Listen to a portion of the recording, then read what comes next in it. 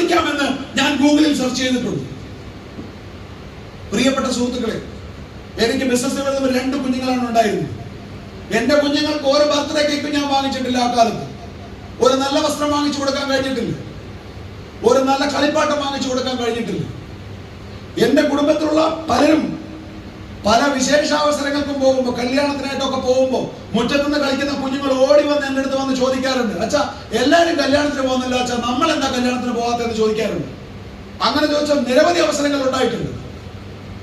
അങ്ങനെ നിസ്സഹായരായിട്ട് വന്ന് നിഷ്കളങ്കമായിട്ട് എന്താ അച്ഛൻ നമ്മൾ മാത്രം കല്യാണത്തിന് പോകാത്തതെന്ന് ചോദിക്കുമ്പോ അച്ഛന്റെ കയ്യിൽ കാശില്ലാത്തതുകൊണ്ടാണ്, നല്ല ഉടുപ്പ് വാങ്ങാൻ കാശില്ലാത്തതുകൊണ്ടാണ്, അവിടെ ചെന്നാൽ ആ പണപ്പെട്ടിയിലിടാൻ കാശില്ലാത്തതുകൊണ്ടാണ് നമ്മൾ കല്യാണത്തിന് പോകാത്തതെന്ന് പറയാൻ പറ്റാത്തതുകൊണ്ട്, പരാജയപ്പെട്ട അച്ഛനാണെന്ന് അവരുടെ മുന്നിൽ കാണിക്കാൻ പറ്റാത്തതുകൊണ്ട് ഞാൻ ബാത്റൂമിൽ പോയി ഇരുന്ന് കരഞ്ഞിട്ടുണ്ട്. എത്രയോ അവസരങ്ങൾ ഞാൻ അങ്ങനെ കരഞ്ഞിട്ടുണ്ട്.